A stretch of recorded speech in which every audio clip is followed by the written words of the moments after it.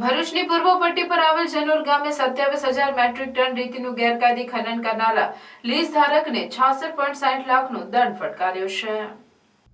ભરૂચ તાલુકાના જનોર ગામના જયંતિભાઈ વાળંદે ગામના ભાથામાં માટી ખનન થતું હોય તેમજ ગેરકાયદેસર માટી ખનન મુદ્દે ફરિયાદ કરી હતી, જે અંગે ભરૂચ જિલ્લા ખાણ ખનિજ વિભાગ દ્વારા જીપીએસ મારફતે તપાસ કરવામાં આવતા જીપીએસમાં સરકારી જમીનની બાજુમાં આવેલ સર્વે નંબર 260ની ખાનગી જમીનમાં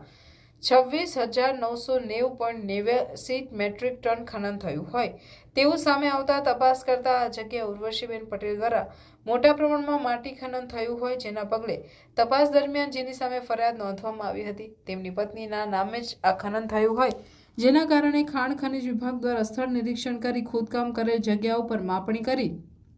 લાખો ટન માટી સગેવગે કરી હોય, જેના આધારે ભરૂચ ખાણ ખનિજ વિભાગ દ્વારા ખનિજ ચોરી માટે 47.23 લાખ તથા પર્યાવરણીય નુકસાનીના વળતર માટે 19.36 લાખ સહિત કુલ 66.60 લાખનો દંડ ફટકારતો હુકમ કરવામાં આવ્યો હતો। ખાણ ખનિજ વિભાગની દંડનીય કામગીરી છતાં પણ માટી ખનન ચાલી રહ્યું હોય તેવા આક્ષેપ થઈ રહ્યા છે। અત્રે ઉલ્લેખનીય છે કે ભરૂચ જિલ્લામાં આવેલ રેતીની લીઝોમાંથી બેફામ રીતે રેતીનું ખનન કરવામાં આવી રહ્યું છે, તેમ છતાં ખાણ અને ખનિજ વિભાગની કામગીરી ઢીલી દેખાઈ આવે છે।